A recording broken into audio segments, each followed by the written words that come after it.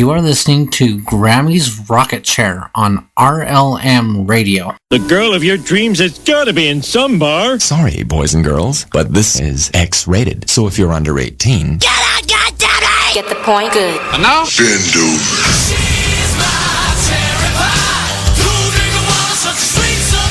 Y'all ready for this? Get it up. Get it up. I can't wait anymore. I like to watch. Whatever you desire. I know you like it. Do it. We do it all night long. And now, your host, Grammy.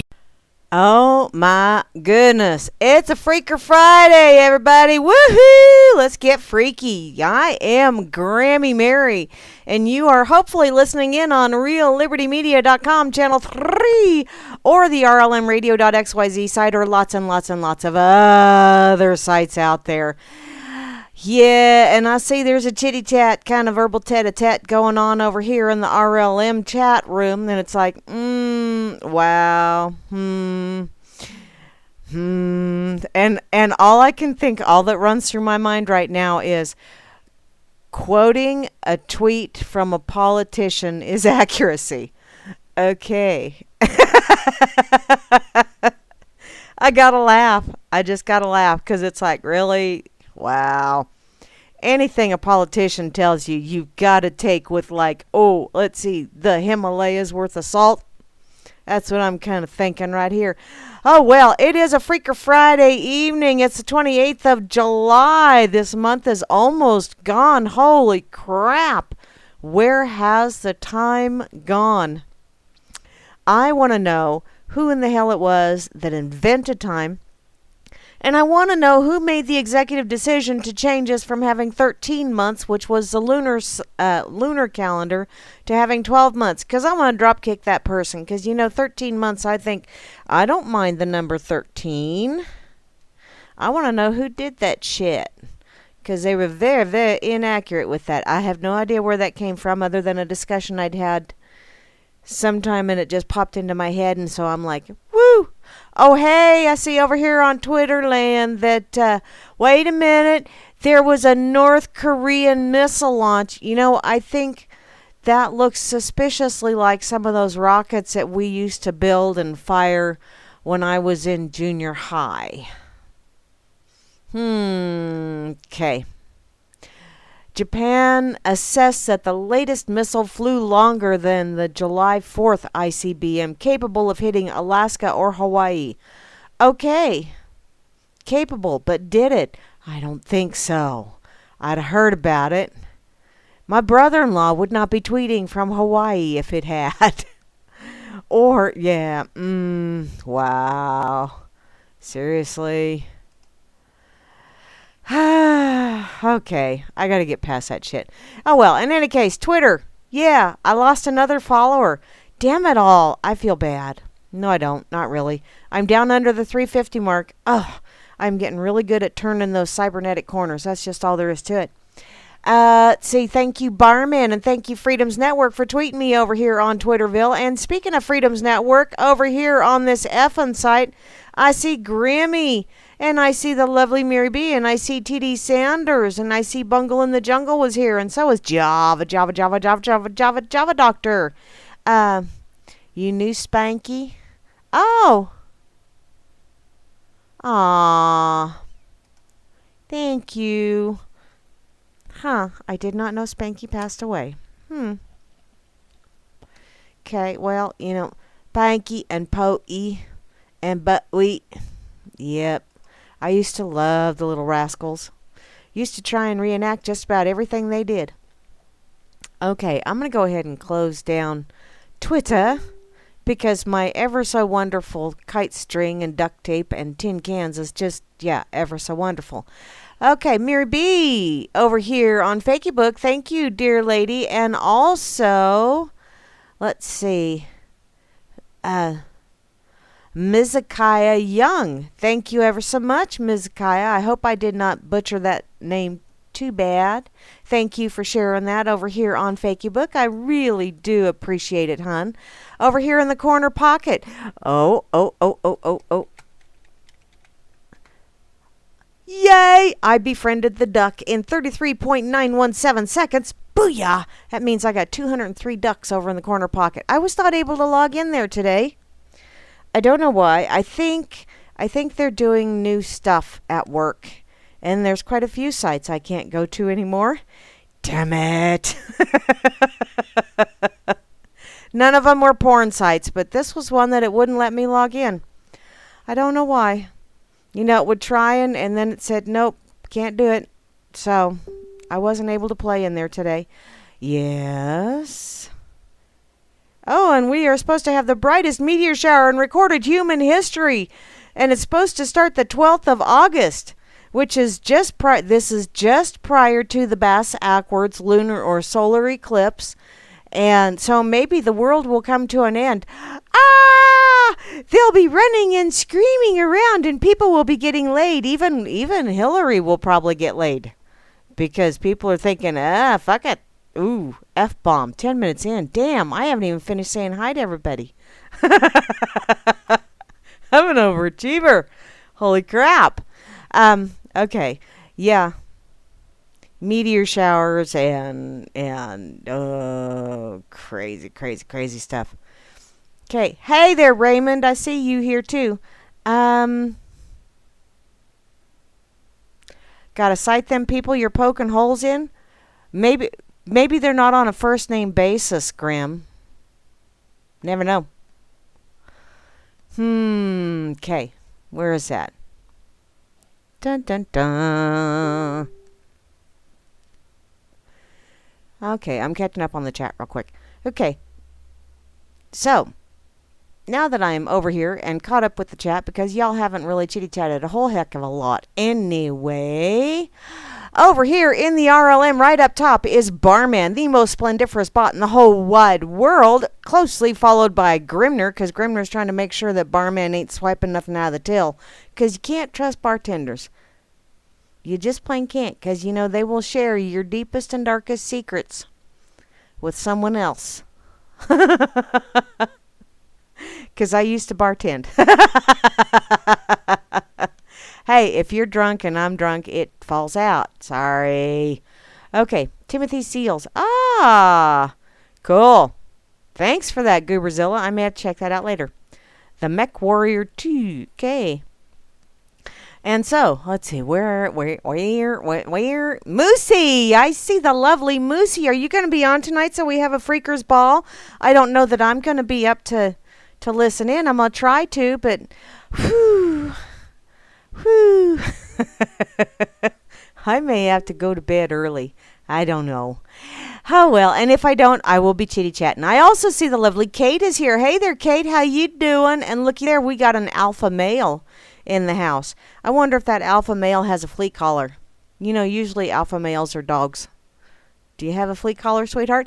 Asmo is here. Hey there, Asmo. I know you're not chitty-chatting, but you're logged in. Authorita is here. I don't trust Authorita. There's just something kind of freaky-deaky about that name. The lovely Beth Z is here, as well as Chalcedony. Hey there. And the lovely Circles. Hi, Circle. We also got a double dip and a Chloe going on in the chat. And looky there, Dakota, right above me. Oh, wow. Hi, Dakota. Don't you think we ought to be on a first-name basis? Woo. IB Don C is here, as well as Java Doctor 2. And looky there, JJ's is logged in. Hey, JJ's, how you doing, sweetie? You wild man from Scotland. I also see North Force is here. We had a slight breeze from the north, and that was nice because it's very humid out here in Grammy today. It's like, really? You must respect authority. I don't must respect nothing. Hell, I don't even must respect me. Shit. Because there's sometimes I do some very disrespectful things. I will admit to it. What the hell? I'm ooman. I am experiencing being in this meat suit. And I'm experiencing whatever I can experience without actually causing real physical harm to someone else. Although I have to admit, I hit a pheasant today driving into work. And I felt really bad. Darn it all. And when I came back, I saw it still there on the side of the road. It really bothered me. I don't like hitting critters driving into town, but damn it. It wasn't supposed to run right underneath my wheels. Shit. Oh well. RLM Fluke is in the chat. That's the Vanna White for those of you, the cybernetic Vanna White. For those of you that don't know, he's Vanna White to Barman's Pat Sajak. Yeah. Rex Tillerson. Ah. So, do I still have a job or what?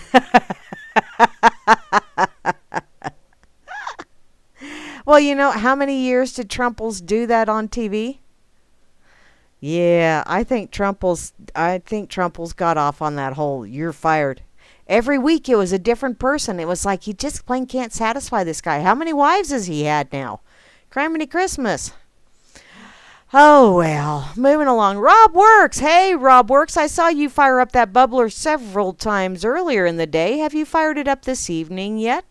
Ooh, I just scrolled up to see if he had, and you know what? I see that Wanataco said someone blew a hole in the ocean. Now they're going to have to fix it. I hate when that happens. Damn, you know, that's kind of like that Far Side cartoon. Mom, Theron dried the bed again. You know, it's a fishbowl. Little fishies. So, never mind. Never mind. Can't drain the swamp without firing a few people. I'd like to give them all a pink slip.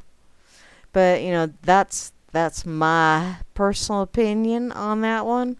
I think they all need to be fired. They got entirely too damn cushy and comfortable. Okay, let's see. What?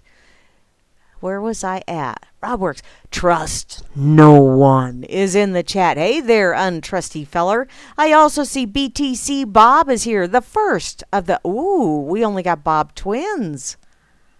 What the hey? What you guys do? Knock off one of the other Bobs? Or did his batteries run out? I also see Colfax 101 is in the chat. I see you being incognito, Nenson Dubois. And looky there, Dimma is in the house, as well as Flash Droid. And Frumpy! I got a little frumpy. I changed my shirt. No longer wearing my work shirt. This one is much more comfortable and cozy and gives me some breathing room. Gooberzilla is in the chat. Hey there, Gooberzilla. How you doing? What the heck did you just share right there? A GIF? Oh, holy crap. That's kind of cool contacts. Wow. So her eyes go from shit brown to turquoise. Okay. Yes, we can, dear Kate. Where was I at? Frumpy Gurus. Jehovah One is in the house. Hey there, mighty Jehovah. Thank you ever so much for not raining so that some mowing can get done. Truly do appreciate it. I really do. But you know, if you wanted to, you could rain now. I'd let you. Just not a toad floater. 'Cause my cousin that lives in Kansas City, she's been without electricity for a week now because they had storms roll through last weekend. And then, what was it? Not last night. Night before last. They got another 6 inches of rain on top of not having any electricity yet. Yum. I'm thinking Jehovah is having just a wee bit too much fun with people. That's what I'm thinking. And did you see, I checked out a video the other day. Yeah, I saw those eyes change color, Gooberzilla. That contacts are a wonderful thing. Okay, where was I?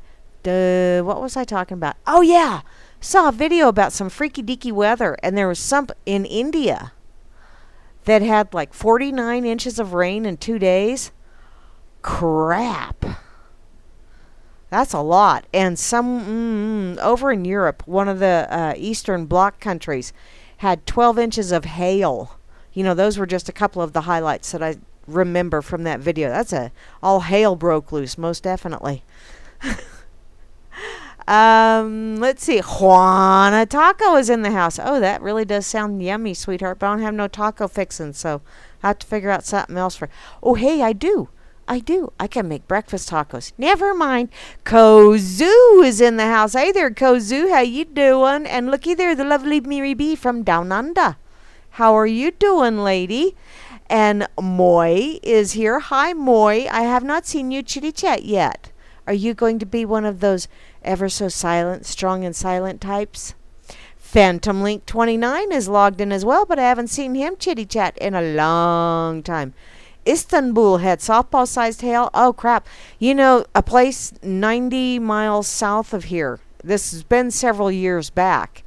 I think at least 10 years back. They had a storm come through that the tornado went just west of town. So it tore up some, I think it tore up the meatpacking facility. And it tore up a few other outbuildings to farms and stuff. But in town, they had softball-sized hail. And it was going through walls. It was going through ceilings. I mean, that's some nasty, nasty shit. We've had our share of, golf ball to baseball size out here.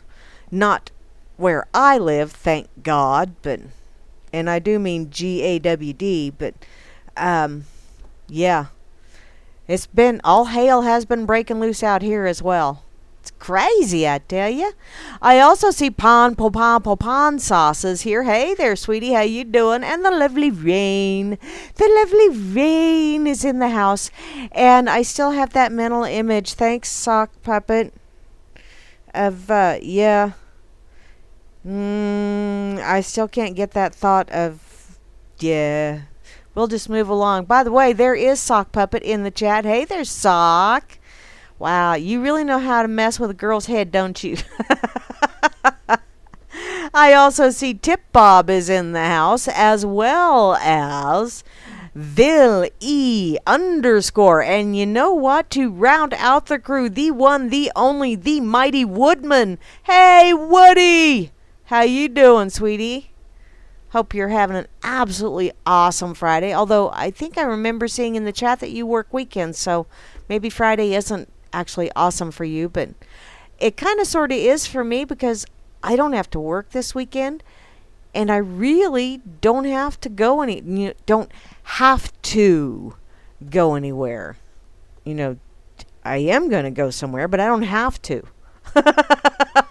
That's kind of nice, because wow. It's been a little wild in Grammyville. Okay, so let's see here. Where do I want to start first? Hey, Alex Mulder Fox, how you doing? And I am so grateful that you shared that little goat bouncing on the trampoline. That is just too cute. That is cute. That almost made me want to go out and get a trampoline and get a goat. Almost. Go get your goat, Granny. Okay, I'm going to go check out my pocket because I really did put an awful lot of really cool stuff in my pocket. So where are you tonight? Where do I want to start? I think I'll start with William Shatner, Mr. Overacting Overachiever himself. I don't remember if I saw this over in the RLM, or if I saw it on Facebook, or I'm not real sure where I saw it earlier today, but I did see it earlier today. Apparently, it's from the conservativetribune.com. Maybe Hansel shared it. Maybe. In any case, William Shatner melts snowflakes with 2 smug tweets. A smug tweet. Okay. Formerly a star of the science fiction series Star Trek, where he played Captain James T. Kirk of the Starship Enterprise, legendary actor William Shatner, who is now 86, now spends his days triggering social justice warriors. Oh, I'm sure he does other things as well. And snowflakes on Twitter with his dose of cold, hard truth. It is his truth. Everybody has their own. You have facts, and then everybody comes to their own conclusions and forms their own truth.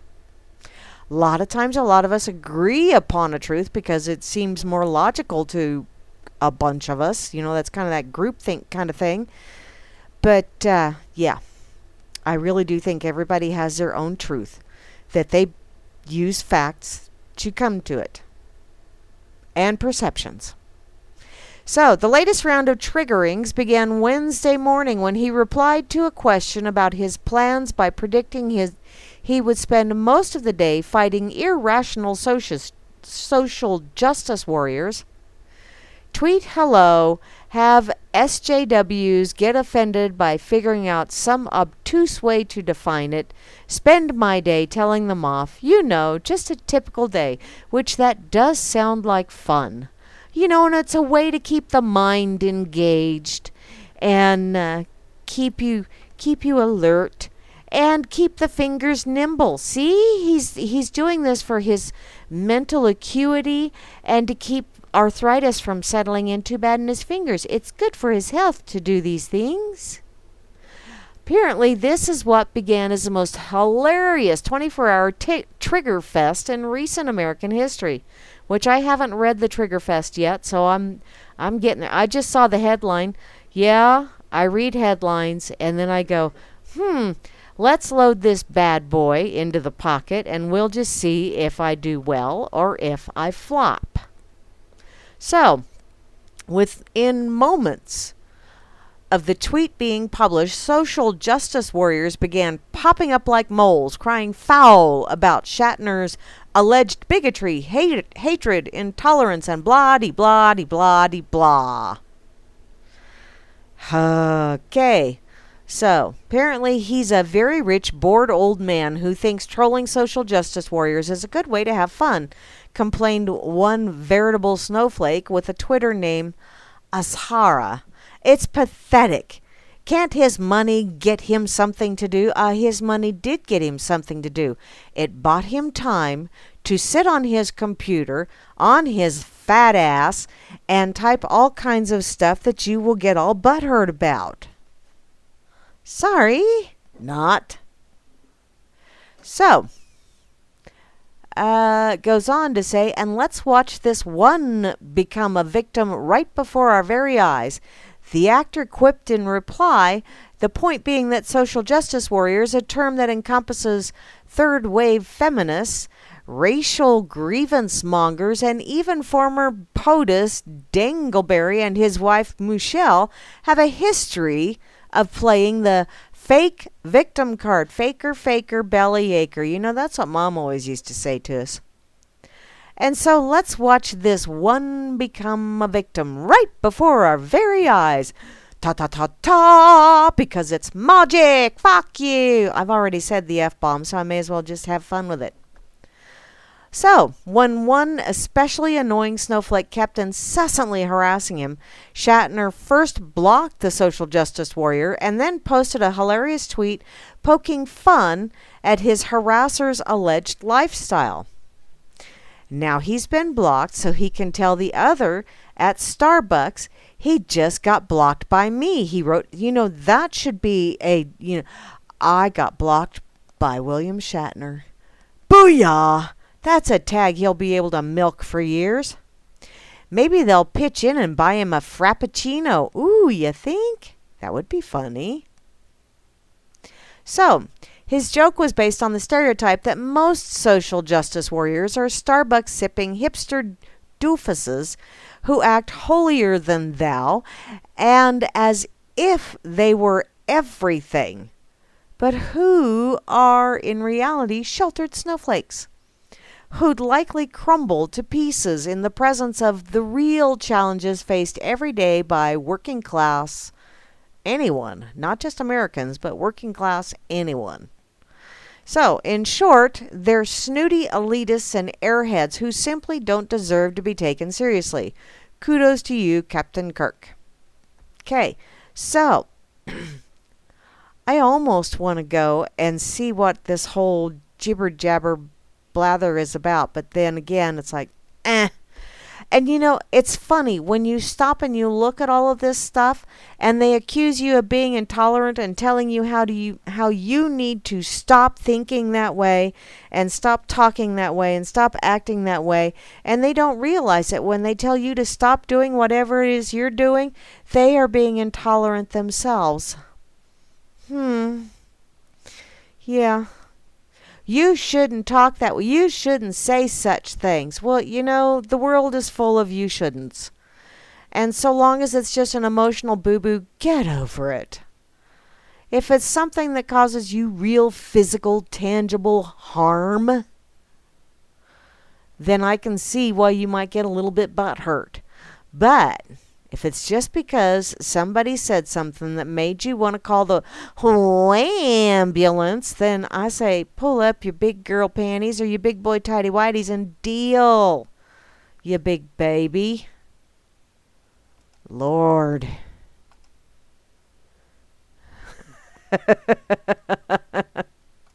I know. It's just sad. Okay. Oh, Gooberzilla, are you wanting to get blocked by William Shatner?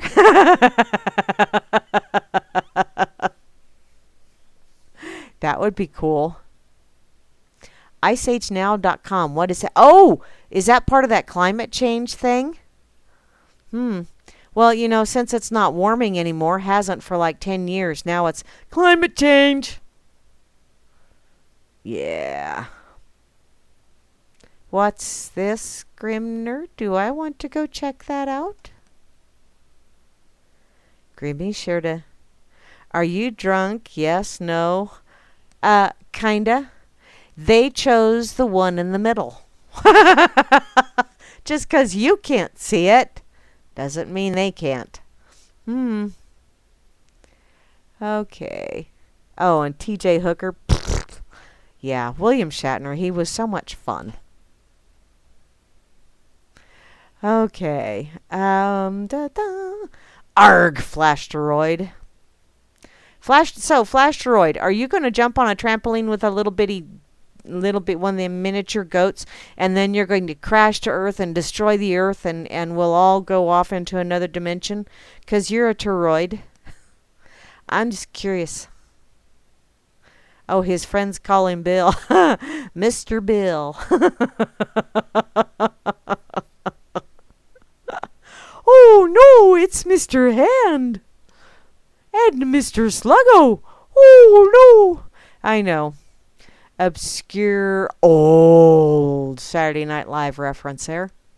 So, let's put this over on the effing site as well, just because I find it amusing. Anytime somebody gets, and I don't have a problem, if somebody is giving me shit and then I get a little bit butthurt over having a little verbal tete-a-tete, call me out on that shit.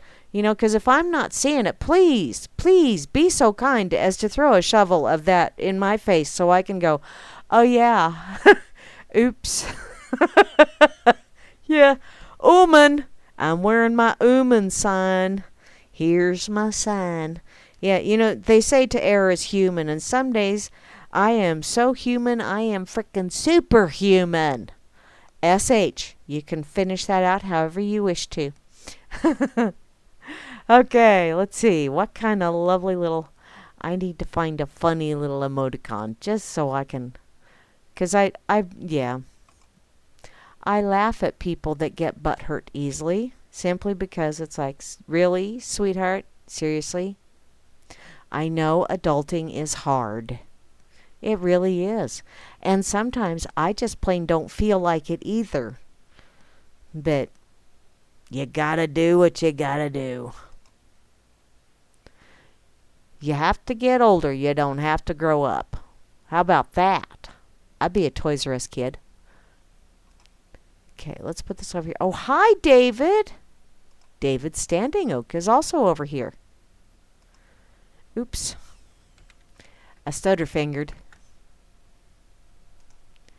Just a sec here.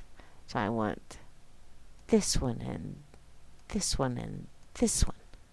There. And do that. Okay. Now I'm going to go back to my pocket.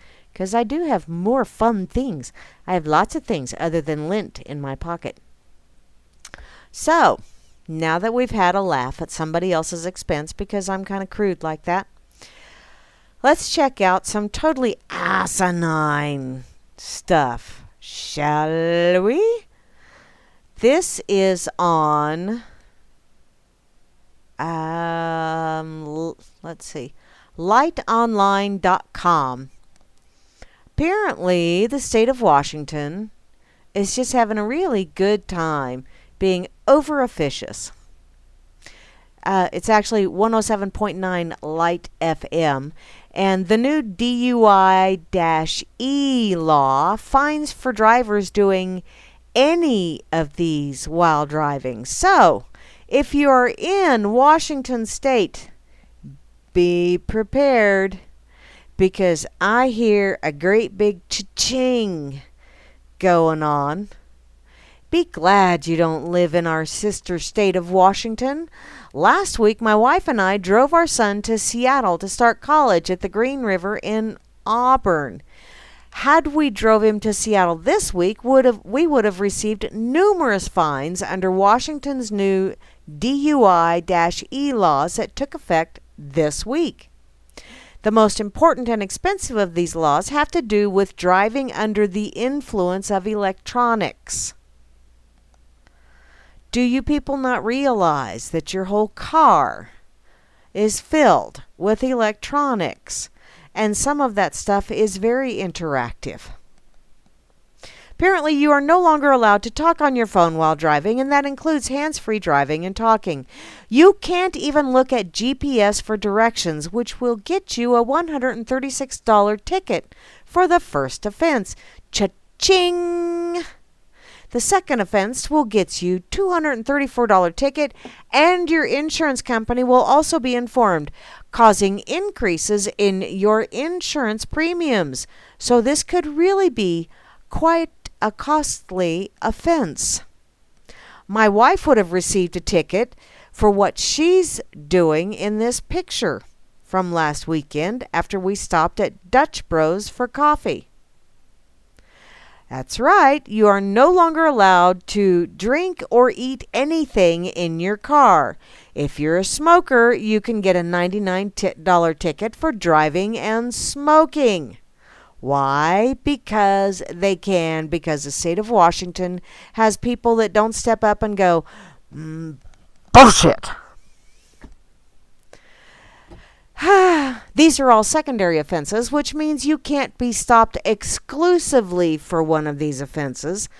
But if you're pulled over for another reason, say, oh, your tail light was flickering. Oh, you were using your turn signal? Well, it looked like it was flickering to me. So while I'm here and have my ticket book out, I'm going to write you up anyway. Yeah. So, if you're pulled over for another reason, you can be given an additional ticket and fine on top of what you were pulled over for in the first place. The good news is that for the first 6 months, Washington state troopers will hand out warnings to drivers who break the new laws to help people get used to the new infractions. Kind of like people going through the TSA lines. It started out simple enough. Take your shoes off. Put your electronics on the belt. We'll only cop a feel on a few of you. We'll only divert a few of you through that little presto strango. Let's check out all your little bumps and whoobies picture machine thingy. Yeah. It's called a scanner for those of you that want to talk technical. But, now what do? Oh, hell, they cop a feel on just about anybody they can. Why? Because they can. Because nobody told them, excuse me. You got no right. You are assuming I'm guilty by appearance only or by lottery, because you're just choosing someone at random, which is by lottery. It's just a random choice. We're going to take you off to the side, and we're going to, but we use the back of our hands. Yeah, no, you don't. No, you don't. And the places that you put the back of your hand, Listen, honey.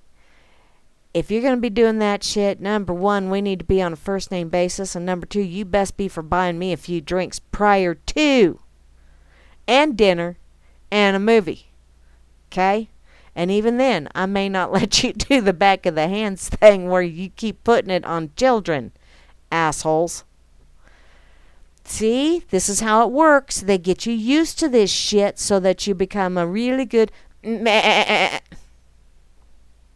And then you start ratting out your friends. But so-and-so was doing. Yeah. Next thing you know, traffic cameras will be taking pictures of you, not only suspiciously going through a yellow light at the intersection, but also you were taking a sip from your beverage. Therefore, you were distracted. They can call that inattentive driving as well. And that does go against your driver's license. Booyah! Look at how this shit can just snowball on you. However, this goes on to say, if a trooper believes that the driver's is particularly heinous while breaking any of the new DUIE laws, they will write a ticket. So, it is at the trooper's discretion. I think you're rather heinous looking myself. Sure, you're a little old lady. You know, you're only 4 foot nothing. But you looked somewhat suspicious to me. Why, I bet you were trying to make sure your dentures didn't fall out while you were cussing the guy that honking his horn behind you. So I'm going to pull your sorry ass over and say that you did something to where I can fine you extra. Unsafe driving or some such bullshit. Yeah. If you let them get away with it now, it's a little inch every time. Next thing you know, that mountain is made out of that molehill that they started with. Now, if you are a woman who likes to put on makeup while driving, or a guy who likes to shave or brush his teeth, these all can get you fines, which, okay, those texting while driving and that kind of shit, or these morons, and I have, seriously, driving down the interstate, here out in the boonies, seen people reading a damn newspaper while driving down the interstate. Now, assholes like that, yeah, y'all need to be pulled off the road. But, because that really is dangerous. If you can't frickin' pay attention to where in the hell you're going without putting on makeup, or shaving, or brushing your teeth, or reading your newspaper, or whatever the hell it is you're doing, stuff that takes your eyes off of what you're doing for more than 3 seconds, because everybody, I mean, just checking the mirrors takes 3 seconds. Duh. So, this finishes by saying, aren't you glad you live in Idaho? But you want to keep these laws in mind if you have to drive anytime to our border state of Washington. The excuse of, I don't live in Washington, won't get you out of a ticket, just like the excuse of ignorance of the law. I did not know that was considered a crime here. Ignorance of the law is no excuse. Just saying.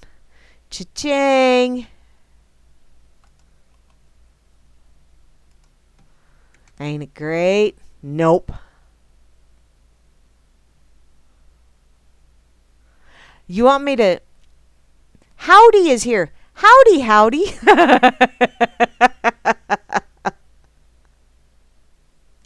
Ha.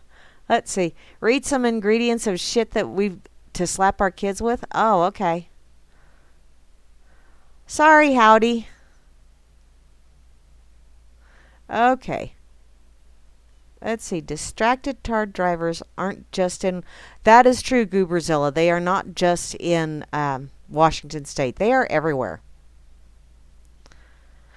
But that is kind of bullshit. Ooh, hey, RoboCop. And yet, I would probably whittle myself if I saw that in my rearview mirror.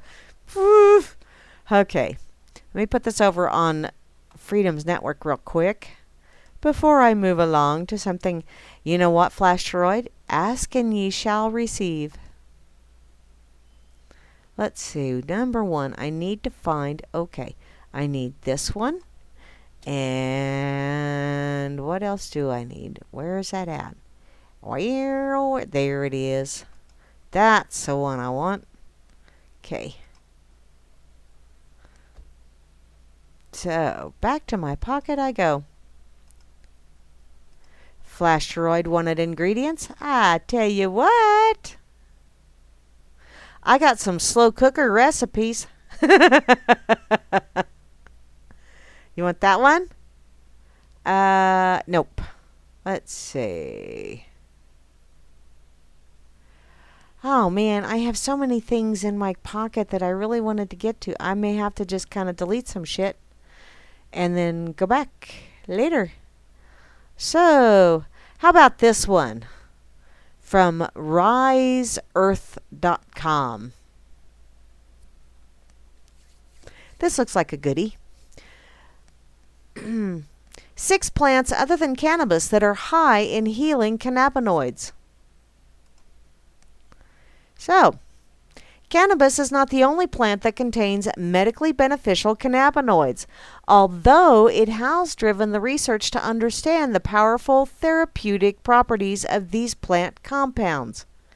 In actuality, there are several plants that are also rich in cannabinoids and benefit the body's endocannabinoid system. Hey, you know what? I only stumbled a little bit on that one. Which is responsible for helping the body maintain internal balance and homeostasis, which is needed for attaining optimum health. So, to expand our understanding of cannabinoids and the endocannabinoid system, scientists and botanists are exploring the prevalence of cannabinoids in many plants, other than just cannabis, that are used in natural remedies. There are 6 plants found in this article with healing cannabinoids or affect the endocannabinoid system, and some of their known therapeutic benefits, which, number 1, coneflower echinacea. Now, I do have echinacea in my medicine cabinet for those times when I'm starting to feel like I'm coming down with something, and I just start taking my echinacea, and it helps a bunch. And they're purple daisies. They're ever so pretty. I think I even have some echinacea seeds that I got from my mother. This plant is well known for its ability to help the body fight off the common cold. It's also used to relieve anxiety, fatigue, migraines, and arthritis. Echinacea is a bit different than cannabis because it uses, cannabimin.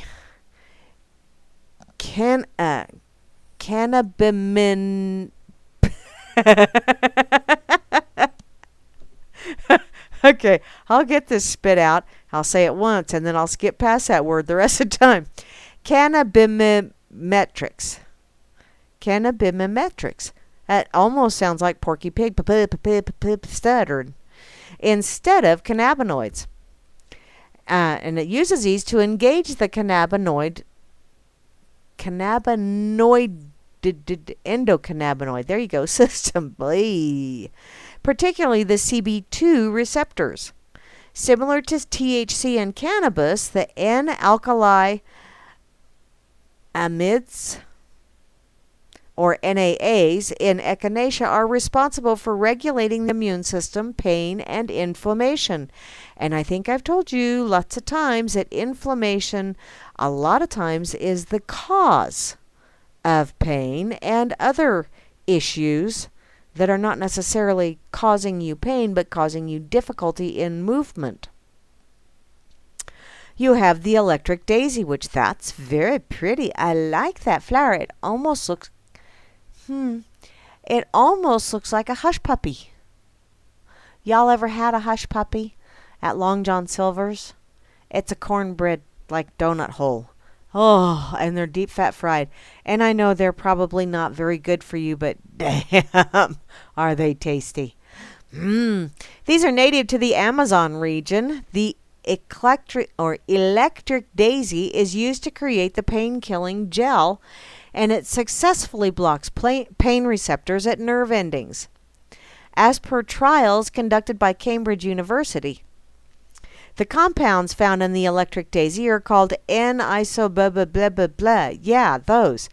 And similarly to those cannabinoids-like compounds, they regulate pain and inflammation. This natural remedy is emerging as a dental remedy for ailments such as impacted wisdom teeth. Ah, cool. Helichrysum. Now that, I have that oil, and it is not cheap. Not by any stretch of the imagination, because the flowers are very, very tiny and very, very dainty. Can you imagine having to squeeze all those little flowers? How about I share this so y'all can see? But it does work quite well for all kind of things. What?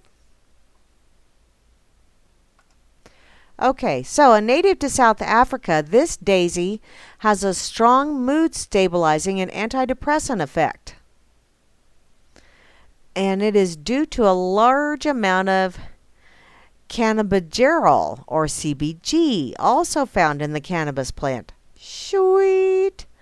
Helichrysum has been studied by Italian natural product chemist Giovanni Appendino, and he presented at the International Cannabinoid Research Society his discovery that cannabinoid-like compounds are made by plants, starting from an aromatic acid, which is different from the normal cannabinoid biosynthetic root.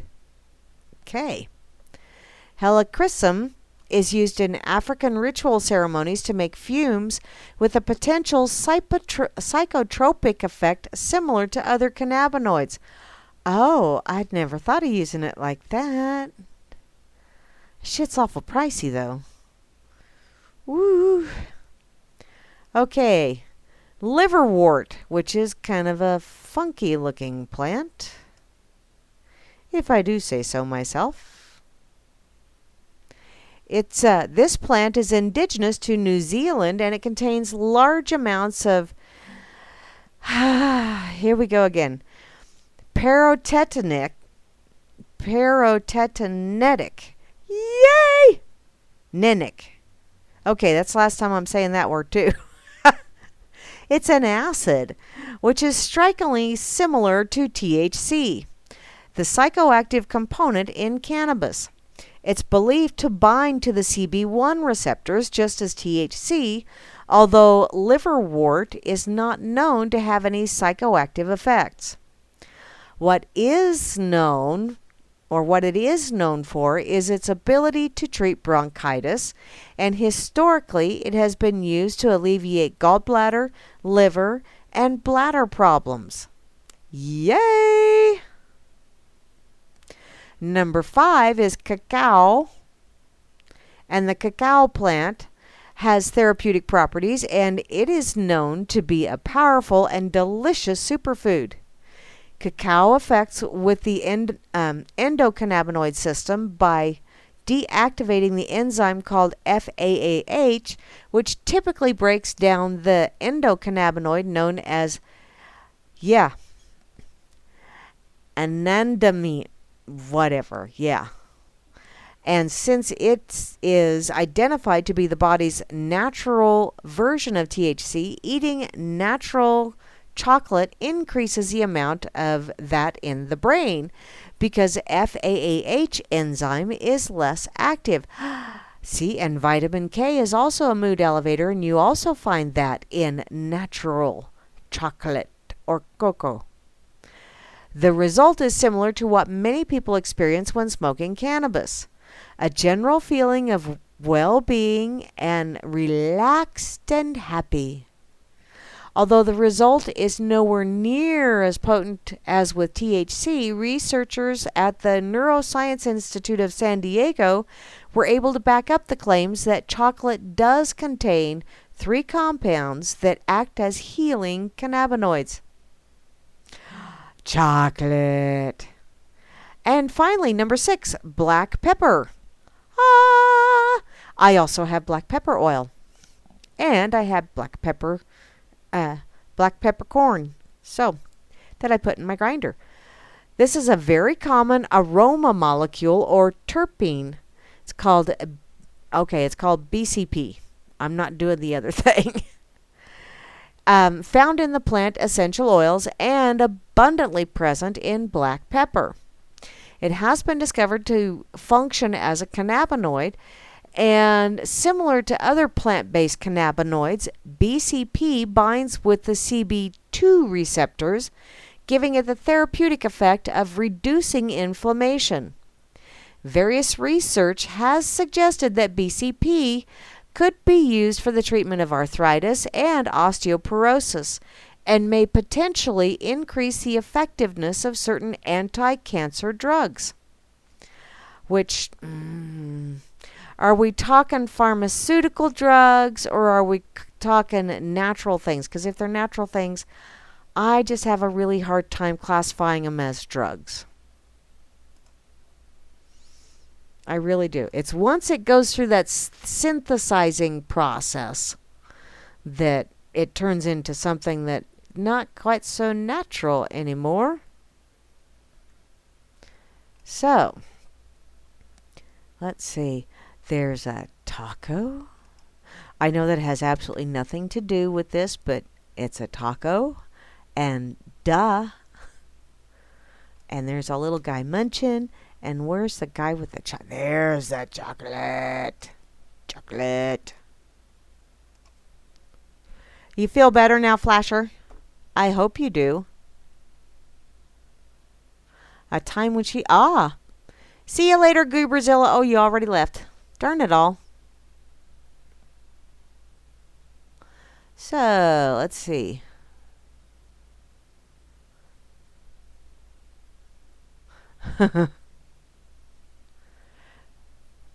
Okay, freeway sign, what?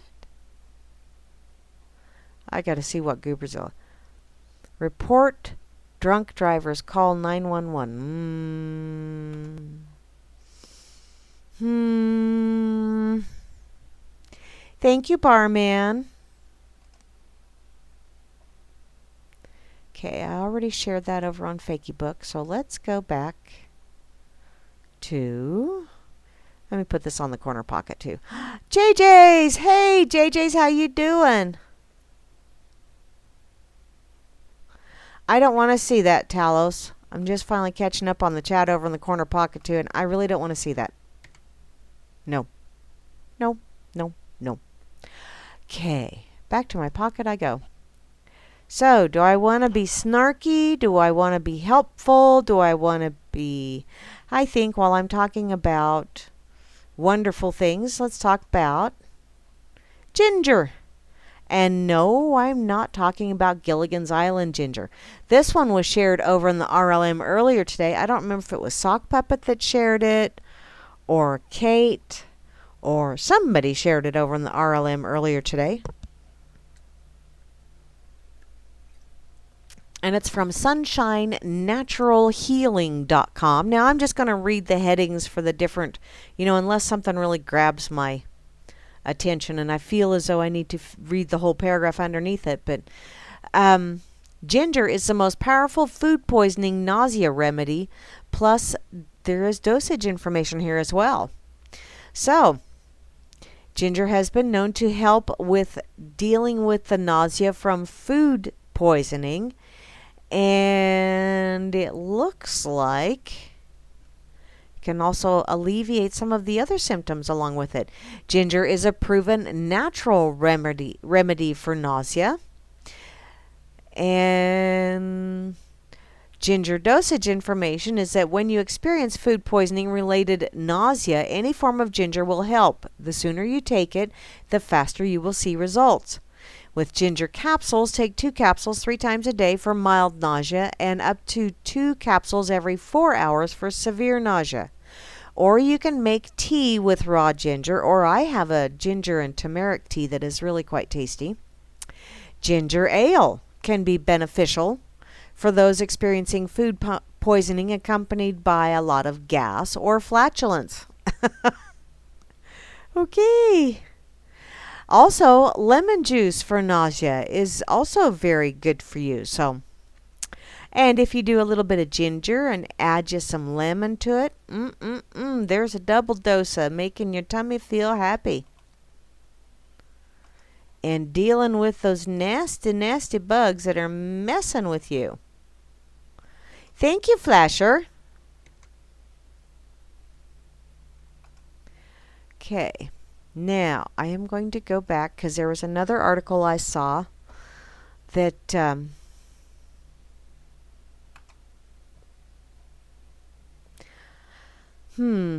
okay, it's from Mike Adams at Natural News. And I think I saw this one over on Fakey Book. I think. No. I know. I saw this one on Informed Planet. Don't remember who shared it, but I do believe that's where I saw this. According to naturalnews.com, miracle molecule from licorice root nullifies liver damage from alcohol and Tylenol. The stunning scientific research has been systematically suppressed by Big Pharma and the FDA. Who'da thunk? Now, mind you, this article was written in February of 2016, and I just saw it today. Not that that means that it has been really hidden. It just means that I obviously wasn't looking for it before, or I would have run across it. It's just the way it works. So, in what is undoubtedly one of the most astonishing herbal cure stories of the decade, a natural molecule from licorice root extract, which I'm not going to read that because it's got a lot of consonants all in a row, has been repeatedly and scientifically shown to block nearly all liver damage from both alcohol consumption and the over-the-counter Tylenol pills, or acetaminophen if you get the generic version. Mike has collected PDFs of 7 scientific studies that show astonishing hepatoprotect whatever effects, which means it protects the liver. Why didn't you say that in the first place? From the cellular damage caused by alcohol and Tylenol. It also helps to exhibit strong antiviral, anti-tumor, and anti-inflammatory effects at the same time. Now, this may be the closest thing to a miracle cure for liver disease, cirrhosis, and liver cancer that's ever been discovered. Yet nobody in the pharmaceutical industry has ever mentioned it. Why? Because then people would actually acquire a taste for black licorice. I, myself, really like black licorice, so, I'll eat your share. No big deal. The media won't cover it, and the FDA has criminalized any real discussion of this by licorice root manufacturers or supplement companies. Anytime you say that a certain product will help with a certain ailment or dis-ease, or will help you feel more comfortable if you are dealing with, then the FDA steps in and said, with you saying that, you are, number 1, practicing medicine without a license, and number 2, you are declaring that this is a drug which puts it under our purview, which it's the Food and Drug Administration. If it's something that can be consumed, it is under their purview, according to them. The U.S. federal government has gone out of its way to block the public from learning this information, even banning a licorice root extract company called NTX Technology from being able to put accurate label claims on alcohol products infused with their herb-derived compound called NTX. The innovative molecule, is scientific, preventative, and recreational all at the same time while protecting the liver. Okay, anytime you throw scientific on there, I have a tendency to go, oh? because I'm not impressed with science of late.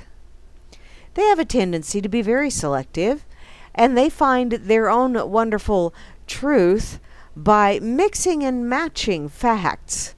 And some facts that just plain don't fit in with their preconceived truth just get thrown by the wayside because obviously those facts are not important. So, apparently this compound from licorice root is a powerful, potent liver protector and with antiviral, anti-tumor, and anti-inflammation properties. What is that, Grammy? Ginger root? Ginger root has nothing to do with Ginger and Marianne. Because I always thought Ginger was too high maintenance anyway. I always liked Marianne. Sweet! Oh, thank you, Grim. Awesome. Okay, I'm going to have to get myself an account here.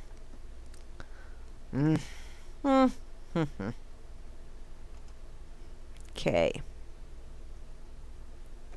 Dun, dun, dun, dun, dun. Okay, this gets into a lot of really technical stuff. So, did I share this already? Because if I did, then oops, my faux pas. But if I did not, oh, I did. Nope, that's Ginger. Not Marianne. Now I'm reporting on Marianne. Put that one out here as well. Because it is. And I do like black licorice. A lot. Although there's, oh God, there's an alcohol that a friend of mine that used to fly biplanes out here quite a bit. He has moved on to the next realm since then, but he used to get this alcohol that had a very strong anise aroma and flavor to it, and it was like, oh, dude, seriously? That's just wrong. I mean, wow. It burned. Okay. I'm going to do this little guy just because. Preview. Thank you. Add link.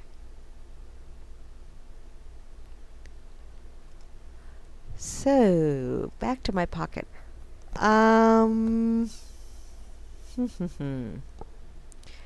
Okay. Where was I at? Let's see. A new low in public education.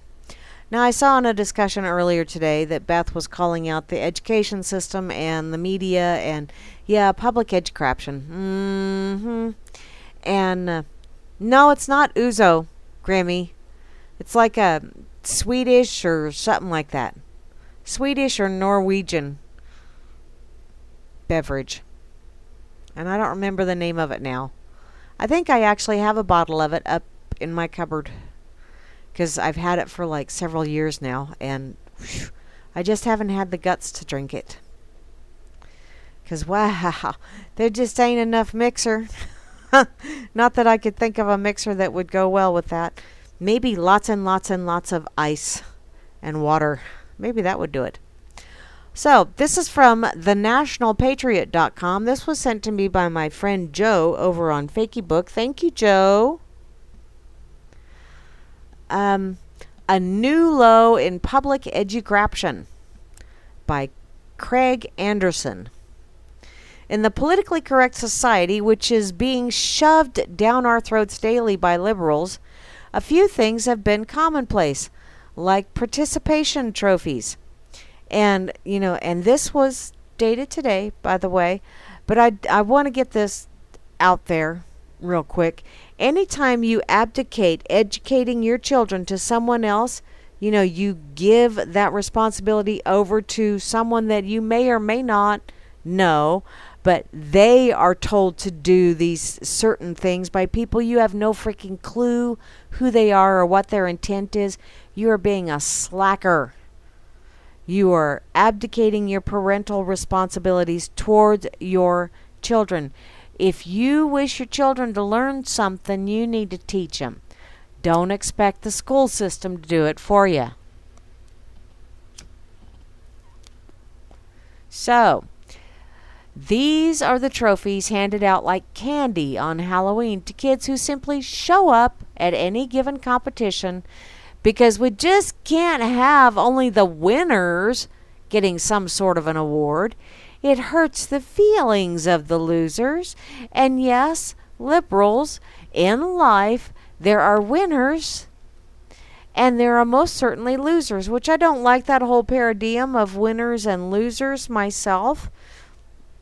Not real keen on it, but I'm also very not keen on this whole thing of, well, you know, since little Johnny couldn't make it because he was sick, we're going to go ahead and give him a ribbon anyway because he was probably thinking of us while he was throwing up.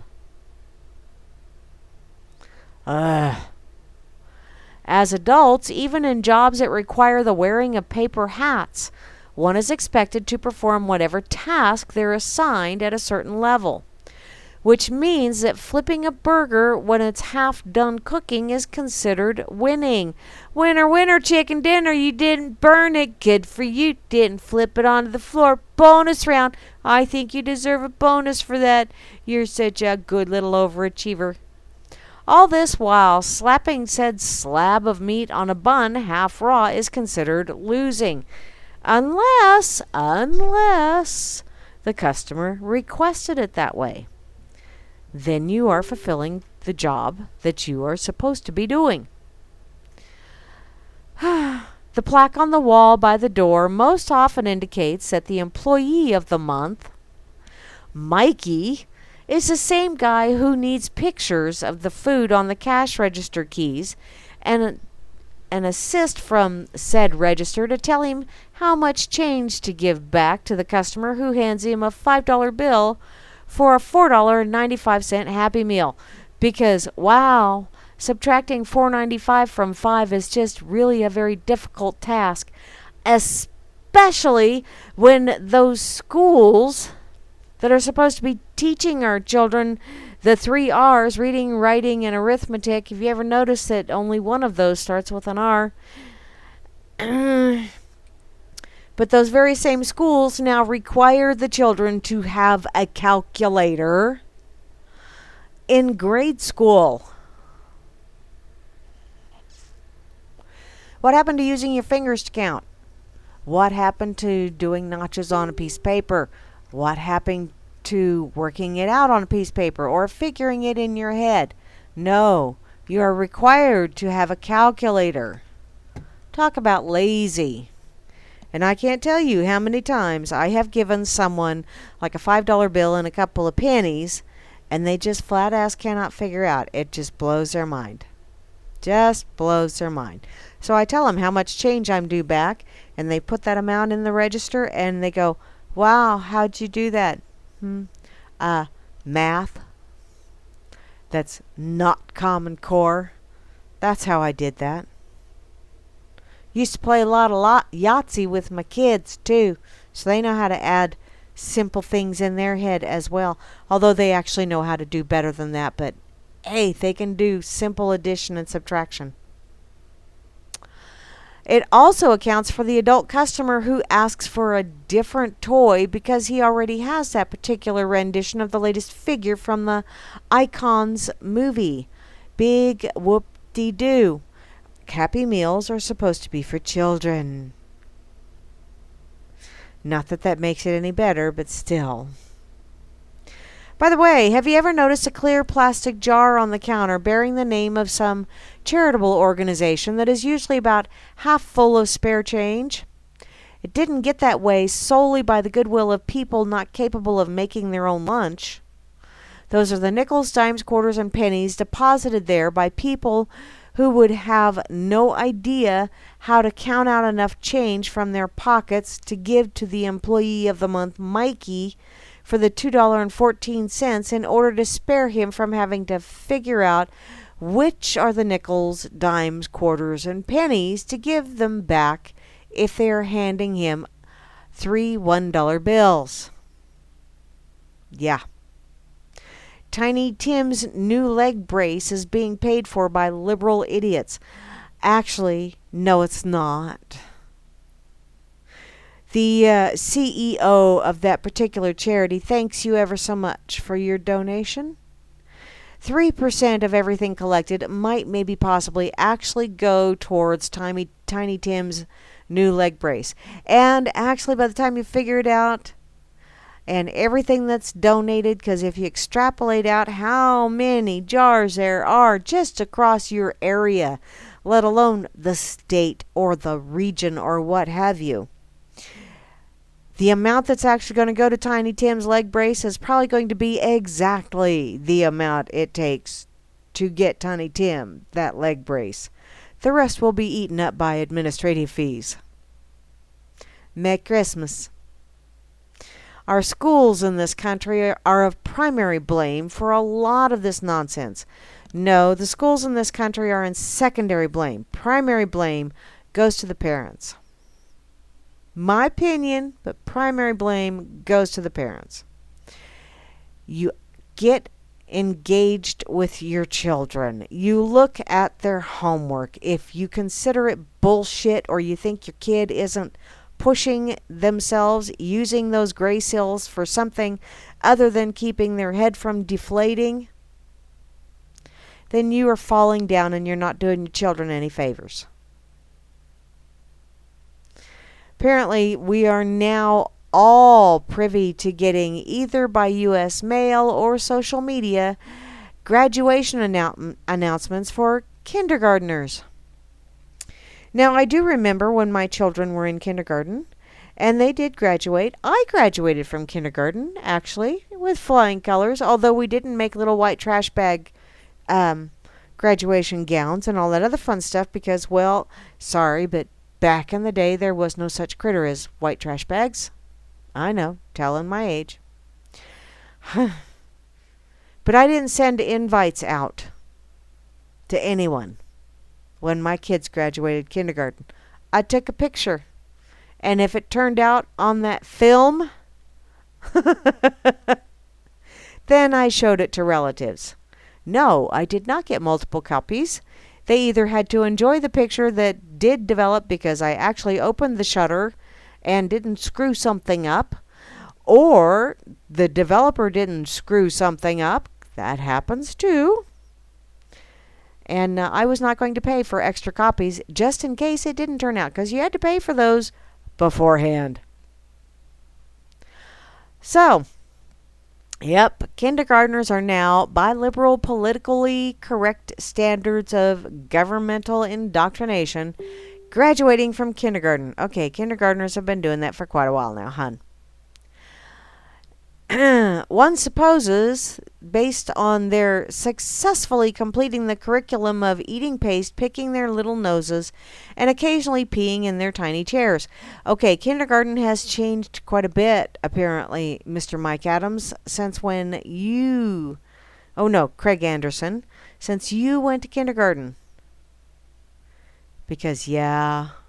Actually, children are expected to know how to count to a minimum of 10, know their ABCs, know how to write their own name, know their own phone number, their own address, all of this prior to going to kindergarten. So, just saying. Now, those graduating from kindergarten at the top of their class are, by the way, the ones who didn't eat their boogers, just the paste, which... Who didn't eat Elmer's glue when they were a kid? Seriously? Who didn't chew on a crayon or two when they were a kid? Or nibble on a pencil, for that matter? So what does this method of indoctrination lead to later in life? For the graduates of some kindergarten class not so very long ago? Well, apparently, while eating paste may not be a college major, yet sniffing glue is. And while my own reading of books is somewhat limited to the musings of Mark Twain, biographies of people who have made a difference in the world, Outta or otherwise, and the odd science or historical tomb related to the places and subjects that hold a point of fascination for me, that I do indeed read, is probably why I've never been named the Employee of the Month. Okay, I have to admit, I have been. And it was one of those things that it was voted on by the other employees, and I don't know what. I think they were brown-nosing. It was during the wintertime. I think they were wanting baked goods. That's what I'm thinking. Which is probably why I got Employee of the Month, because I brought baked goods.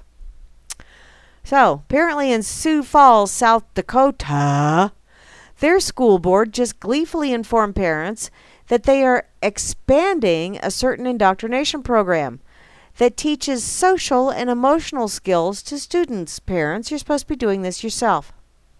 The program, called Tier 2, aims to take a proactive approach to addressing an increasing number of behavioral issues.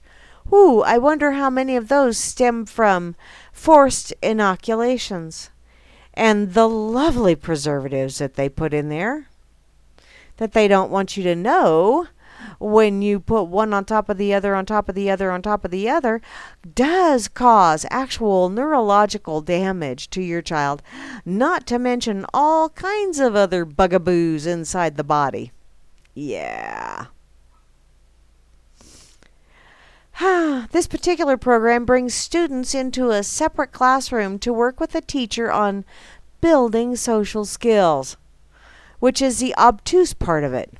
And those skills include, wait for it, following directions and accepting no for an answer. Now, I'm sorry, but if your child is in kindergarten and they have not heard no, and understood that when mommy and daddy come over and take it away from you and either throw it away or hide it away, that means no. And when you throw a pissy fit and you get sent to your room until you stop with the pissy fit, by the way, the room does not have all kinds of electronic gadgets in it. Children need to understand that prior to going to kindergarten. Stop falling down on the job, parents. So let it sink in for a while. And know that I suspect this program or others similar to it are being implemented not just in Sioux Falls, South Dakota, but from sea to shining sea. Parents, your recent paste-eating, booger-picking kindergarten graduates are being instructed by liberals who graduated from Alinsky-saturated colleges. Hiccups. How to follow instructions and how to take no for an answer. Damn, I seriously do have the hiccups. Apparently these people are very good at regurgitating what got fed to them brain food-wise. So if you substitute indoctrination for the word instructions, and that part of this program becomes more than clear. But it is the other part that leaves one scratching their head. Little Paul, who is allowed to dress like little Paulina and use whatever bathroom it so chooses because the liberal administrators of your local indoctrination center deem it necessary for Paulina to develop normally, is being instructed on how to take no for an answer by the same village of idiots that have refused to take no, Hillary did not win the selection for an answer. Yup. The exact same squishy invertebrates who refuse to tell the Little League team, no, you didn't win the game, or no, graduating from kindergarten isn't a special enough life moment to earn a graduation ceremony, all boogers aside, or no, the correct answer to what does 2 + 1 equal is not 5, and don't care what your explanation is for how you came up with that result. These are the ones that are now teaching your little geniuses how to take no for an answer. But wait, there's more. Last year in Sioux Falls, South Dakota alone, hundreds of kids took the program. Hundreds. Which means that out there in an upper Midwest city, there are hundreds of parents who failed to teach their kids how to follow instructions or how to take no for an answer. Which is probably why Velcro shoes are very popular, because it's really hard to teach them about those bunny ear loops. Now, when I was a kid, by the time I went to kindergarten, and I and my classmates had a reasonable ability to follow instructions. If we were instructed to sit down, we sat down. When we were instructed to stand in a line, we stood in a line. If instructions to be quiet and settle down, then we settled down and got quiet, or they called in Arnold Schwarzenegger. We had our parents to thank for the basics of following instructions, and our teachers expected us to have that particular skill set before we moved on to the first grade, without a ceremony to commemorate the monumentous event. So for that matter, as kids, when we were told no, we learned pretty quickly that no didn't mean maybe, and it meant no. Oh, sure, we all tried to push the envelope. We all tried to find a loophole. But if we ultimately failed to take no for an answer, there were consequences. Usually it was a sore backside in my family. Consequences for liberals who might be reading this did not include a participation trophy just for showing up. Today, it seems that parents aren't expected to teach such things to their children, as it has now become the job of gooberment, heavy on the mental, indoctrinators, to cover those most basic of bases. And rest assured, it doesn't come free. The cost of this two-tier program in little old Sioux Falls, South Dakota, is a staggering $614,000 a year. Seriously? Tax dollars at work. That's the phrase people like to use, although, yeah, it really isn't. But, hey, if that ain't enough to get you pissed. So, if you do the math, the report states that hundreds of kids in Sioux Falls, South Dakota, took part in this program last year. So let's pick a middle-of-the-road number, say 500, and go with that. At 500 kids and at $614,000 price tag, it costs the taxpayers of Sioux Falls, South Dakota, $1,228 per booger picker to be taught how to follow instructions and how to take no for an answer. Now, while you let that sink in, and while you think of better ways for a school system to spend $1,228 per student in a given year, so successfully, I might add, that they are expanding the program to include even more kindergarten graduates, allow me to let you in on yet another bit of whimsical news regarding this whole thing. So how do the kids get into the program to begin with? Why, at the recommendation of their teachers, naturally. You know, those ones that can't follow instruction and take no for an answer. The little throw pissy fit kids in the room. This is according to the liberal rules regarding the raising of a child by a village. One can't send the little malcontents to such a program or order them to such a program.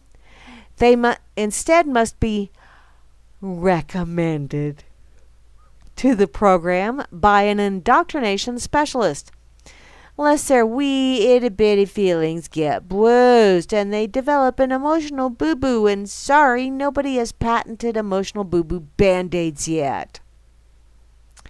This, of course, leaves it up to the parents who failed to teach their own spawn to follow instructions or to take no for an answer, to decide whether or not Paulina is to be so thusly indoctrinated, but leaves out the most important of questions with regard to such an expenditure of taxpayers' money. If the little paste-eating, nose-picking varmints can't follow instructions and refuse to take no for an answer, by the time they've graduated summa cum laude from afternoon organic free-range bean sprout snack time, it doesn't matter how much money you throw at the program. They are destined to get a special parking place, a plaque at the door, and a gold star on their paper hats for self or for half-assed, half-cooking somebody's burger. The only good outcome of all of this is that eventually Tiny Tim will walk again. Eventually. But that's only if you keep contributing. Because we need to raise how many $1 million? Hey there, cowboy. Hi, Vinny. Welcome back, Gooberzilla.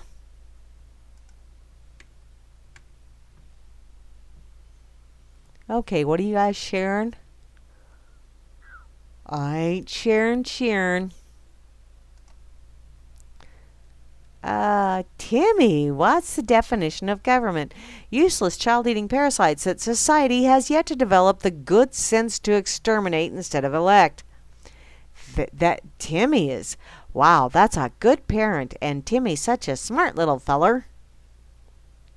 Good job, Timmy.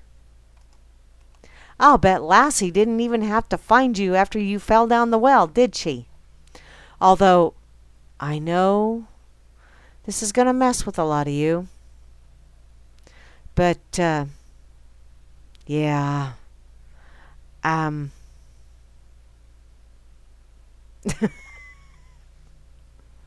Lassie was a male, by the way. Lassie was a male. So, I just got to share this. I commented on a Free Thought Project video over on FakeyBook. Lying Federal Reserve can't explain how they lost $9 trillion. Now, my comment on that was, how does one steal what isn't real? It's all just keystrokes on a computer, which basically that's what it is. Someone just informed me that no, it's money from our jobs, not imaginary. My income is taxed. I don't get it. They do. And they get rich for being cunts, which, okay, Brian, honey, your tax dollars do not go to that. Your tax dollars go to the interest on the debt, and guess who collects that interest? The Fed, and guess who owns the Fed? Yeah. So yeah, in a roundabout way, they are getting your tax dollars, but that $9 trillion, no, that was just keystrokes on a computer, hun. That's all there was to it.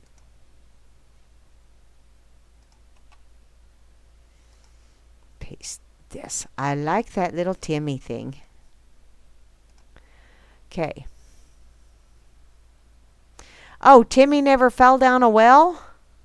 Oh my goodness. Well, who was it that fell down the well, Grimmy? Inquiring minds would like to know. I got to see what Rob shared as well. Oh no, the Russians have stolen the sun, but they did it in a bass-backwards way because it's starting in Oregon and moving its way to the East Coast. Because pay no attention. You know, this is what happens when parents don't help their kids with schoolwork. Pay no attention to the fact that the sun rises in the east and sets in the west. The moon does that as well. Hate to tell you that. But when an eclipse starts on the west coast, it does not run backwards to the east coast. It just plain don't. At least not to my way of thinking. Thank you, Flash Droid. So, Gooberzilla, are you a brothel inspector? Who's the brothel inspector?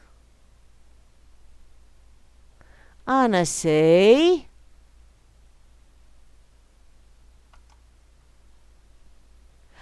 Sweet. Hey, that really is, yeah. Yeah, Kansas City had those.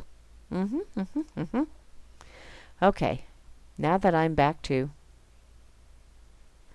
13 Maine dogs that were used for Lassie. Well, thank you, Howdy. I did not know that. 13. Dun dun dun. Is that why Lassie never died? Okay. Vinny left. Vinny left. Later, Vinny. I'm scrolling back up to see what else I might have missed. Okay. I'm going to come back over here because I know I screwed up. I was going to share and then I clicked and shared something else and it's like, damn it. Damn it. So, let's redo this. Did I put that? Oh, I did put it there. Okay. I will put this over in that effing site. Yeah, parents, you need to start being responsible for your kids' education. And not all education comes out of books. Actually, you learn a hell of a lot more that is not in a book. Because, hey, guess what? Learning to eat by yourself, learning to dress yourself, that's all education. Learning to deal with others in a manner that is not a destructive manner, like, you're pissed at someone else, so you break another person's window. Learning that that's not appropriate behavior. That's an education. Sometimes you get an education at the end of a stick. I know I did. Or the end of a belt. But hey. So, back to my pocket I go. Dang. This evening has just flown by. Okay. Dun dun dun dun dun dun.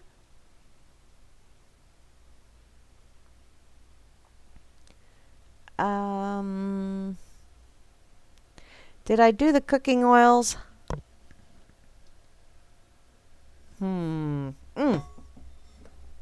I know which one I want to do. I actually read this one earlier. I don't know, and I did not read it on... I think I read it yesterday. So, this is from Aeon, AEON.co. And it is, monopoly was invented to demonstrate the evils of capitalism. See if this takes me through the end of the show. We'll see. If not, I'll go to the pig, see what happened this date in history. Buy land. They aren't making it anymore, quipped Mark Twain. It's a maxim that would certainly serve you well in a game of Monopoly. The best-selling board game that has taught generations of children to buy up property, stack it with hotels, and charge fellow players sky-high rents for the privilege of accidentally landing there. The game's little-known inventor, Elizabeth McGee, would no doubt have made herself go directly to jail if she'd lived to know just how influential today's twisted version of her game has turned out to be. Why? Because it encourages players to celebrate exactly the opposite values to those she intended to champion. Born in 1866, McGee was an outspoken rebel against the norms and politics of her times. She was unmarried into her 40s independent and proud of it, and made her point with a publicity stunt. Taking out a newspaper advertisement, she offered herself as a young woman American slave for sale to the highest bidder. Her aim, she told shocked readers, was to highlight the subordinate position of women in society. "We are not machines," she said. "Girls have minds, desires, hopes, and ambitions." In addition to confronting gender politics, McGee decided to take on capitalist systems of property ownership. This time not through the publicity stunt, but in the form of a board game. The inspiration began with a book that her father, the anti-monopolist politician James McGee, had handed to her. In the pages of Henry George's classic Progress and Poverty, dated 1879, she encountered his conviction that the equal right of all men to use the land is as clear as their equal right to breathe the air. It is a right proclaimed by the fact of their existence, aka a natural right. Traveling around America in the 1870s, George had witnessed persistent destitution amid growing wealth, and he believed it was largely the inequity of land ownership that bound these two forces, poverty and progress, together. So instead of following Twain by encouraging his fellow citizens to buy land, he called on the state to tax it. On what grounds? Because much of land's value comes not from what is built on the plot, but from nature's gift of water or minerals that might lie beneath its surface, or from the communally created value of its surroundings, nearby roads and railways, a thriving economy, a safe neighborhood, good local schools and hospitals, and he argued that the tax receipts would be invested on behalf of all. Determined to prove the merit of George's proposal, McGee invented and in 1904 patented what she called landlord's game. Laid out on a board as a circuit, which was a novelty at the time, it was populated with streets and landmarks for sale. The key innovation of her game, however, lay in the two sets of rules that she wrote for playing it. Under the prosperity set of rules, every player gained each time someone acquired a new property, designed to reflect Georgia's policy of taxing the value of land, and the game was won by all when the player who had started out with the least money had doubled it. Under the monopolist set of rules, in contrast, players got ahead by acquiring properties and collecting rent from all those who were unfortunate enough to land there. And whoever managed to bankrupt the rest emerged as the sole winner. Does that sound a little familiar? The purpose of the dual set of rules, said McGee, was for players to experience a practical demonstration of the present system of land grabbing with all its usual outcomes and consequences, and hence to understand how different approaches to property ownership can lead to vastly different social outcomes. It might well have been called the game of life, remarked McGee, as it contains all the elements of success and failure in the real world. And the object is the same as the human race in general seems to have, i.e., the accumulation of wealth. The game was soon a hit among left-wing intellectuals on college campuses, including Wharton, Harvard, and Columbia, and also among Quaker communities, some of which modified the rules and redrew the board with street names from Atlantic City. Among the players of this Quaker adaptation was an unemployed man called Charles Darrow, who later sold such a modified version of the game's company, Parker Brothers, as his own. Once the game's true origins came to light, Parker Brothers bought up McGee's patent, but then relaunched the board games simply as Monopoly and provided the eager public with just one set of rules, those that celebrate the triumph of one over all.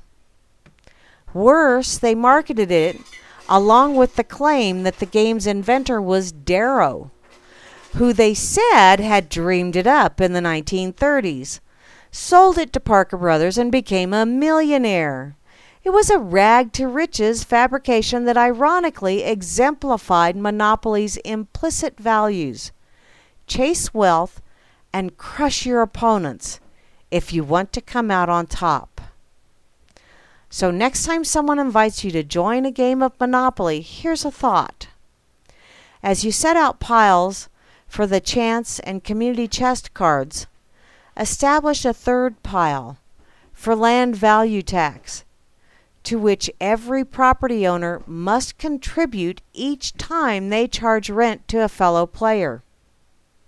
How high should that land tax be? And how should the resulting tax receipts be distributed? Such questions will no doubt lead to a fiery debate around the Monopoly board, but then that is exactly what Maggie had always hoped for. See, it's amazing what you don't know. Just when you think you know, someone shares something with you that you go, whoa, I did not know that. And it really does change your whole concept. What's that? Oh, cops now have to be 50% lawyer and politically correct?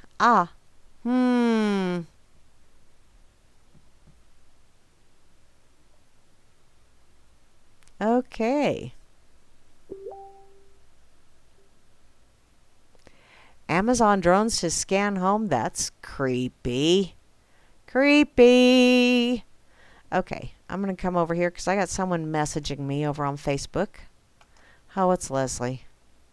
Thanks, hun. Thank you, hun.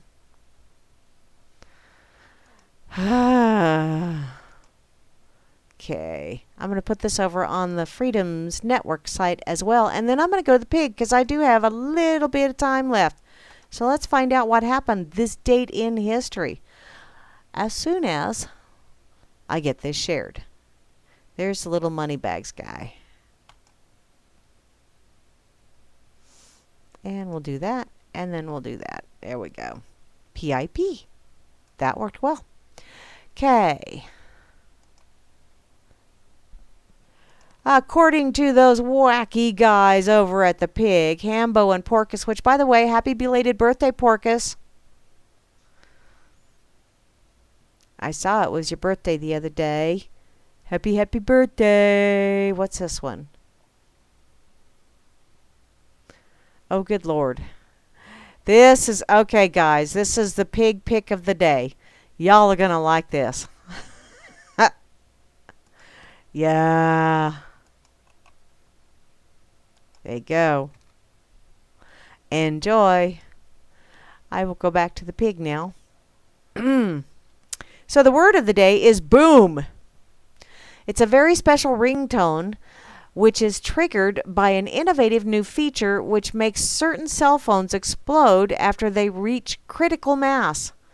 Related concepts, bold new cure for your cell phone addiction. Hey, there you go. That's kind of taking it to extremes, but hey, sometimes it takes that to get there. In their quotable quotes section, everyone wants to live at the expense of the state. They forget that the state wants to live at the expense of everyone. Friedrich Batiste. I've seen a lot of Batiste quotes lately, and I like that one. Okay. Now, this date in history, the 28th of July, 1588. The mighty, allegedly invincible Spanish Armada weighs anchor and sets sail for England, where they plan to make Queen Elizabeth an offer she just can't refuse. This date in history, the 28th of July, 1794. Revolting surrender monkey Maximilian Robespierre learns that what goes around comes around. Still works when he gets what he so richly deserves, courtesy of Madame Guillotine. It doesn't sound like fun. This date in history, the 28th of July, 1900.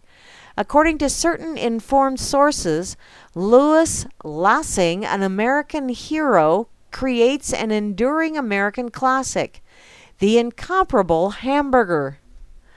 Die in a fire, transphobic Sparky, and Wimpy soon said, I will pay you Tuesday for a hamburger today. And lastly, the 28th of July, 1957, Great Balls of Fire, Jerry Lee Lewis makes first TV appearance. So there you have it, this date in history according to those crazy guys over on pigazette.com. Y'all been listening to Grammy's Rocket Chair here on RealLibertyMedia.com, Channel 3. Also on the RLMRadio.xyz site, the RLM TuneIn radio station, the RLM Internet radio station, the RLM Spreaker channel. Hopefully, all of this recorded to the RLM Spreaker channel. Had a little bit of a technical difficulty on Wednesday. Still haven't found the file that saved to my computer, but hey, if I do, I will load it to replace the one that's missing about 40 minutes of the Wednesday show. Oh well, please stick around because Grammy and Moose Girl will be on later on with the Freakers Ball. I don't know if JJ's is going to be on or not, directly following me with some awesome tunage to carry you through to the Freakers Ball. But hey, if he isn't, I'm sure there's a replay going somewhere here on the RLM, or just come on back. It's at 11 o'clock Eastern Time, I believe. Freakers Ball with Grimner and Moose Girl. Then tomorrow morning at noon Eastern Time, Flash a Rooney Dork and yours truly will be doing the Dork Table. I know it's been a couple of weeks. Hopefully I don't have to be completely retrained on that one as well. Tomorrow afternoon is Kira with The Bridge. I believe that's 4 p.m. Eastern Time. And then tomorrow evening is Bo Diddy, if his computer is up and running, with some bodacious tunage too, to entertain you on your Saturday evening. Sunday at noon Eastern Time is Grimmy with The Blues, and hopefully a rousing game of trivia. Or not. I don't know. I haven't been around to play it the last few weeks. And directly following Grimmy will be Hal Anthony, where he's going to open up a can of whoop ass on Yoa ass out there behind the woodshed. Then Sunday evening, Gary L and Gigi's Boo with The Road Less Traveled. I will be back for the Rocket Chair next week Wednesday for the Wackadoodle Wednesday edition, and it looks like I do have a little bit of time left, so let's see. What else kind of trouble can I get into? Seeing as how I've got the pig going on. Anyway, according to the Minnesota Public Schools, they are advised to segregate students objecting to new transgender guidelines. The new K-12 school guidelines in Minnesota are mandating that public schools are to segregate students who object to transgender locker rooms and bathrooms to foster inclusion of gender non-conforming and transgender people. So we are going to be non-inclusive in order to force you to be inclusive. That makes sense. Last week, the Minnesota Department of Education Advisory Board approved a new gender toolkit aimed at protecting and including transgender students in the state's public education system. The goal of the new guidelines is to help school districts and charter schools create school environments that are transgender and gender non-conforming students are safe, supported, and fully included, and have equal access to the educational opportunities provided to all students as required by federal and state law, unless you are a student who doesn't like the transgender non-conforming student thing, and then you will be segregated, and you will be belittled, and you will not be provided with the educational opportunities that all of those other special snowflakes will be getting. This is all according to The Blaze, or this is what The Blaze reported. Schools should work with transgender and gender non-conforming students to ensure that they are able to access needed facilities in a manner that is safe, consistent with their gender identity, and does not stigmatize them, the guideline reads. Well, what if they identify as a kitty cat? Do you have a litter box for them? I have seen images and stuff going around, little articles of individuals that identify as kitty cats. So I am going to assume that litter boxes will be provided. What if the children identify as a puppy dog? Are you going to have fire hydrants for them to use? Are you going to have places? Is it going to be okay for them to go around and sniff somebody's ass to say hello? Are you going to have places where they can go take a dump and then dig up the grass? These are things that must be dealt with. You must cover all of these bases. You know, these non-conforming students. But wait, there's more. Privacy objections raised by a student in interacting with a transgender or gender non-conforming student may be addressed by segregating the student raising the objection, provided that the objection of the school officials does not result in stigmatizing the transgender or gender non-conforming student. Because those are the ones we really need to be concerned about. You know, those people that actually understand that when they got a wee willy winky, you know, gear shift and ball bearings, that means they're a boy. And if they don't have those things, that means they're a girl. You know, those kids, well, you know, we can stigmatize them because they actually know what they are. But these poor little special snowflakes that just can't help but identifying as something different, we can't stigmatize them. Oh, as well as separating students uncomfortable with the newly approved rules, the guidelines insist that teachers use the preferred pronouns and names of students who identify with a different gender, without the need for a medical confirmation. It warns school officials and teachers of the consequences of not using preferred gender pronouns, claiming it could violate federal laws. The Family Education Rights and Privacy Act, or FERPA, protects the privacy of students.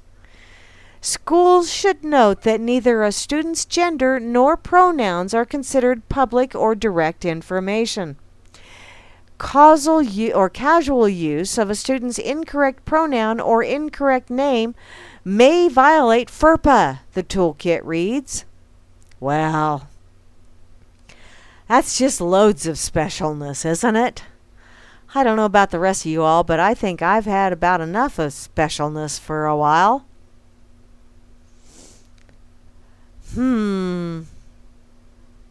Kid Rock for U.S. Senate.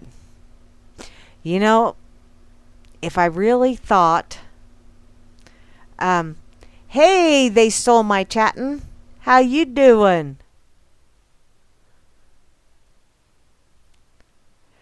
If I really thought voting helped, I'd vote for Kid Rock just for shits and giggles. Can't be any worse than what they got. Would be fun to play along with that one. I want to write in Donald Duck. Damn it. Makes about as much sense, doesn't it? Hey, I'm a hacker? I may be hacking. Okay. Oh, well. Dang, looks like I am close to the end of my show. Oh, I really am. So, y'all been listening to the Rocketeer here on this Freaker Friday. Thank you ever so much for listening in. I will try and catch up with you during the Freakers Ball this evening, but I'm not going to swear to it. I may fall asleep early because, well, I'm feeling old and tired today. No, I'm not going to take Geritol. I may just have an adult beverage and lay down for a while. In any case, y'all have an absolutely amazing rest of your evening.